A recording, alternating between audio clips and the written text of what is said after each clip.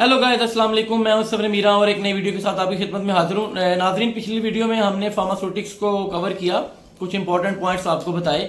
Definitely आपको books पढ़नी पड़ेंगी ज़्यादा इन्फॉर्मेशन के लिए, ज़्यादा नॉलेज के लिए, लेकिन चले कुछ इंपॉर्टेंट पॉइंट्स मैंने डिस्कस किए। जल्दी से टाइम ज़ाया किए बगैर आज टॉपिक है फार्मास्यूटिकल केमिस्ट्री। जी हाँ, आज केमिस्ट्री के कुछ इंपॉर्टेंट एमसीक्यूज नाजरीन हम देखेंगे और उस पर बात करेंगे। तो बगैर ये वो एमसीक्यूज हैं जो डेफिनेटली मुख्तलिफ टेस्टों में पूछे गए हैं और जो इंपॉर्टेंट मुझे लगते हैं मैंने आपसे शेयर करना चाहता हूँ। याद रहे कि अच्छी टेस्ट की तैयारी के लिए, अच्छे नंबरों के लिए ज़ाहिर है आपको ऑर्गेनिक केमिस्ट्री के लिए बीएस बाहल या यूनस पढ़नी पड़ेगी। इसी तरह आपको पैविया या बीएस बाहल से फार्मास्यूटिकल एनालिसिस पढ़नी पड़ेगी और फाइ से फार्मास्यूटिकल क्या नाम है मेडिसिनल केमिस्ट्री पढ़नी पड़ेगी। तो गाइस, कुछ इंपॉर्टेंट एमसीक्यू के साथ आपकी खिदमत में हाजिर हूँ। सबसे पहला एमसीक्यू नोट कर लीजिएगा, इंपॉर्टेंट पॉइंट कि ऑक्सीडेशन अगर हम करें प्राइमरी अल्कोहल्स की तो हमें मिलते हैं एल्डिहाइड्स और उसकी फर्दर ऑक्सीडेशन से हमें मिलते हैं कार्बोक्सिलिक एसिड्स। अगर ऑक्सीडेशन हम सेकेंडरी अल्कोहल्स की करें तो इससे हमें मिलते हैं कीटोन्स। और टर्शियरी अल्कोहल्स की ऑक्सीडेशन नहीं होती क्योंकि there is no hydrogen atom to this carbon for the oxygen to remove, क्योंकि इसमें जो सेंटर वाला कार्बन है उसके साथ कोई भी हाइड्रोजन अटैच नहीं है कि जिसकी वजह से ऑक्सीजन को रिमूव किया जा सके। सो टर्शरी कार्बन्स जो हैं अल्कोहल्स हैं उनकी ऑक्सीडेशन नहीं होती। और नंबर 4 पे क्वाटनरी अल्कोहल्स, जी हाँ, क्वाटनरी अल्कोहल्स होते ही नहीं हैं। उसके बाद नाजरीन कुछ इंपॉर्टेंट बात कर लें, बड़ा इंपॉर्टेंट, ग्लूकोज की अगर हम कार्बन नंबर 1 पे ऑक्सीडेशन करें तो हमें जो प्रोडक्ट मिलता है उसको हम कहते हैं ग्लूकोनिक एसिड। कार्बन नंबर 1 पे अगर ऑक्सीडेशन ग्लूकोज की जाए तो ग्लूकोनिक एसिड मिलता है। इसका दूसरा नाम है एल्डोनिक एसिड। और गाइस, इसमें इंपॉर्टेंट बात ये बताता चलूँ कि C6H12O6 होता है मोस्टली, यानी कि ग्लूकोज, और एल्डोनिक एसिड या ग्लूकोनिक एसिड में जब ऑक्सीडेशन करें तो ये बन जाता है C6H12O7। इसके बाद अगर ग्लूकोज की हम छठे कार्बन पे ऑक्सीडेशन करें गाइस, 6 कार्बन नंबर 6 पे अगर ऑक्सीडेशन करें तो इससे हमें मिलता है ग्लूकोरेनिक एसिड या यूरेनिक एसिड, इसे कहते हैं C6, इसमें H10O7 हो जाता है। तो इसको कहते हैं, अगर कार्बन नंबर 6 पे ऑक्सीडेशन करें तो हमें जो प्रोडक्ट मिलता है उसे कहते हैं ग्लूकोरोनिक एसिड या यूरोनिक एसिड। लेकिन अगर ऑक्सीडेशन अगर हम कार्बन नंबर 1 और 6 दोनों पे करें, अब 1 पे अगर C1 पे हमने किया है तो हमें मिला था ग्लूकोनिक एसिड, खाली 6 पे करें तो हमें मिलता है ग्लूकोरोनिक एसिड। लेकिन अगर कार्बन नंबर 1 और 6 दोनों पे करें तो हमें फिर मिलता है ग्लूकैरिक एसिड, जिसको हम सैक्रिक एसिड भी कहते हैं। और इसका फार्मूला है C6H10O8, जबकि यूरेनिक एसिड का फार्मूला था C6H10O7 और ग्लूकोनिक एसिड का फार्मूला था C6H12O7। तो यानी ग्लूकोज की 3 पॉइंट्स पे ऑक्सीडेशन हो सकती है। कार्बन नंबर 1 पे करेंगे तो हमें जो प्रोडक्ट मिलता है वो ग्लूकोनिक एसिड है, जिसका दूसरा नाम एल्डोनिक एसिड है। कार्बन नंबर 6 पे करेंगे तो हमें मिलता है ग्लूकोरोनिक एसिड, जिसको यूरेनिक एसिड भी कहते हैं। और कार्बन नंबर 1 और 6 दोनों पे कंबाइन अगर ऑक्सीडेशन करें तो हमें मिलता है ग्लूकैरिक एसिड या सैक्रिक एसिड। यहाँ नाजरीन एक इंपॉर्टेंट बात बताता चलूँ कि ग्लूकोज का मेल्टिंग पॉइंट है 146 डिग्री सेल्सियस। जी हाँ, नोट कर लें, 140 डिग्री सेल्सियस। और ग्लूकोज का मॉलिक्यूलर मास है 180.15 ग्राम पर मोल, यानी 180.5 ग्राम पर मोल इसका मॉलिक्यूलर मास बनता है। इसके बाद गाइस, अगर हम जल्दी चलते चले जाएं तो पहले हम कुछ ऑक्सीडेशन करा लिए अल्कोहल्स की, हम कुछ इंपॉर्टेंट रिडक्शंस देख लेते हैं। अगर जो हमने प्राइमरी अल्कोहल्स बनाए थे उनको हम रिड्यूस कर दें, रिडक्शन कर दें, तो हमें मिलते हैं अल्केन। अगर हम सेकेंडरी अल्कोहल की रिडक्शन करें तो हमें मिलते हैं दोबारा अल्केन। और अगर हम रिडक्शन ऑफ ईस्टर्स करते हैं तो हमें मिलता है मेटल हाइड्राइड रिएक्शन होता है और हमें मिलते हैं अल्कोहल। ईस्टर की रिडक्शन से हमें मिलते हैं अल्कोहल और रिएक्शन का नाम है मेटल हाइड्राइड रिएक्शन। अगर रिडक्शन ऑफ ईथर कर दें तो उससे भी हमें अल्कोहल मिलता है, यानी ईथर और ईस्टर की रिडक्शन से हमें अल्कोहल मिलते हैं। रिडक्शन ऑफ कार्बोक्सिलिक एसिड अगर हम करें तो उससे एल्डिहाइड मिलते हैं। एल्डिहाइड की फर्दर रिडक्शन करें तो हमें प्राइमरी अल्कोहल मिलते हैं। और इसी तरह कीटोन्स की रिडक्शन करें तो हमें सेकेंडरी अल्कोहल्स मिलते हैं। ग्लिसरॉल्डिहाइड और डाईहाइड्रोक्सी एसीटोन, ग्लिसरॉल्डिहाइड और डाईहाइड्रोक्सी एसीटोन की अगर हम रिडक्शन करें तो हमें मिलता है ग्लिसरॉल। हमें क्या मिलता है? ग्लिसरॉल। और ग्लिसरॉल का मेल्टिंग पॉइंट नोट कर लें, 17.8 डिग्री सेल्सियस होता है। इसी तरह नाज़रीन, ग्लूकोज की रिडक्शन से हमें मिलता है सॉर्बिटोल, बहुत इंपॉर्टेंट, ग्लूकोज की रिडक्शन से सॉर्बिटोल। मैनोज की रिडक्शन से हमें मिलता है मैनिटोल।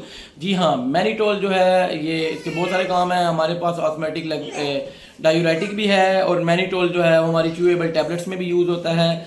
इसके अलावा मैनिटोल की इंपॉर्टेंट मैंने आपकी सिग्निफिकेंस बता दी। फ्रक्टोज की अगर हम रिडक्शन करते हैं तो हमें मिलता है सॉर्बिटोल और मैनिटोल दोनों, यानी ग्लूकोज से सॉर्बिटोल, मैनोज से मैनिटोल, और अगर फ्रक्टोज को रिडक्शन करें तो सॉर्बिटोल और मैनिटोल हमें मिलता है। गाइस टाइम ज़ाया किए बगैर जल्दी से देख लेते हैं एक इंपॉर्टेंट एमसीक्यू 2013 के पीपीएससी में आया था। इसका नाम है एसिटिक एसिड। जी, एसिडिक एसिड के जनाब इसका दूसरा नाम है एथेनोइक एसिड। मॉलिक्यूलर मास है 60.05, 60.05 ग्राम पर मोल। इसका मेल्टिंग पॉइंट बड़ा इंपॉर्टेंट है, वो है 16 से 17 डिग्री सेल्सियस। उसके बाद इंपॉर्टेंट पॉइंट है विनेगर, जो हम घर में सिरका यूज करते हैं, ये एक्वस सोल्यूशन है किसका? एसिटिक एसिड का। Vinegar is aqueous solution of acetic acid, यानी it contains 5 to 20% by volume acetic acid, यानी विनेगर में 5 से 20% जो है एसिटिक एसिड जो मौजूद होता है बाय वॉल्यूम। उसके बाद सल्फ्यूरिक एसिड का एमसीक्यू आता है अक्सर, इसका दूसरा नाम है विट्रॉयल, VITROIL, विट्रॉयल भी इसे कहते हैं, और इसका मॉलिक्यूलर मास है 98.079 ग्राम पर मोल। आगे जल्दी से गाइस इंपॉर्टेंट, क्योंकि ऑर्गेनिक केमिस्ट्री और बायोकेमिस्ट्री कंबाइन हम देख रहे हैं, इंपॉर्टेंट बात बताता चलूँ। 2015 और 17 में एक पीपीएससी हुआ था सोशल सिक्योरिटी का, वहाँ में तकरीबन 60 एमसीक्यूज आए थे बायोकेमिस्ट्री में। तो उसमें एमसीक्यू था लॉरिक एसिड। लॉरिक एसिड में कितने कार्बन है? 12। लॉरिक एसिड में 12 कार्बन है। ये सैचुरेटेड फैटी एसिड है, इसमें नो डबल बॉन्ड, कोई भी डबल बॉन्ड मौजूद नहीं होता, क्योंकि डबल बॉन्ड होता है अनसैचुरेटेड में।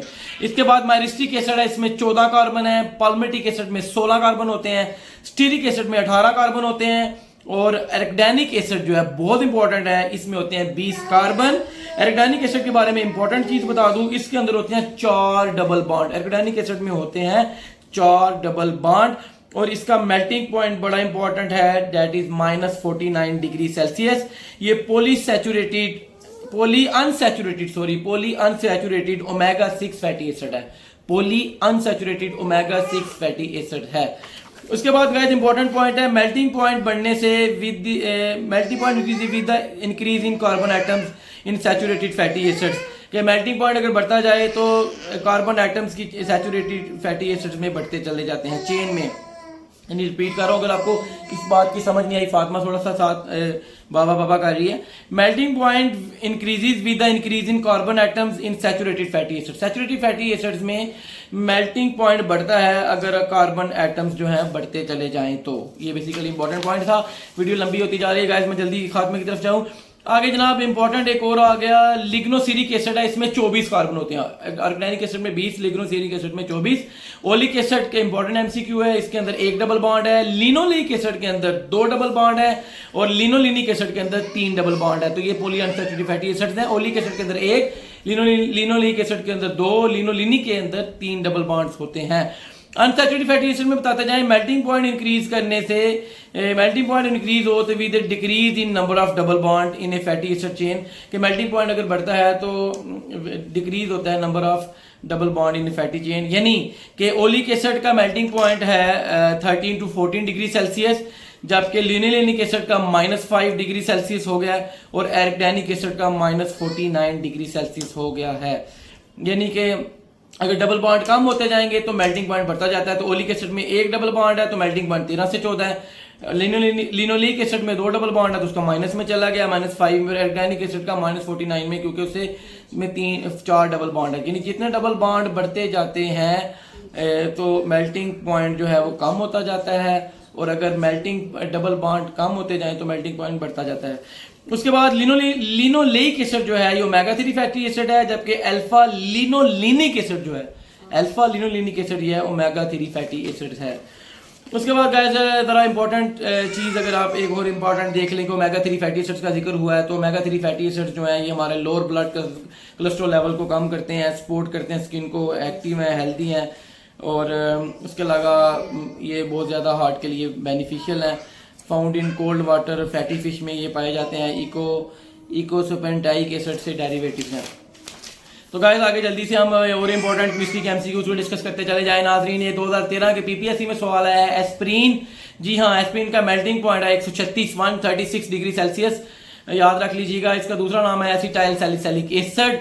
और उसके बाद पीपीएससी में एमसीक्यू आया था कि 2013 में एस्प्रीन हैज 1 OH ग्रुप जबकि aspirin has also 1 carboxylic acid group. उसके बाद सैलिसिलिक एसिड को अगर देखें तो उसके अंदर होते हैं 2 OH ग्रुप्स।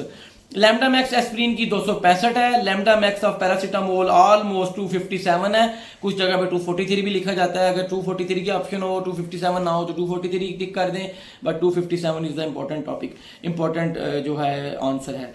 उसके बाद पैरासीटामोल का अगला नाम, दूसरा नाम है एन-एसिटाइल पैरामाइनोफिनोल। इसके अंदर एक अमाइड ग्रुप होता है, एक हाइड्रोक्सिल ग्रुप होता है।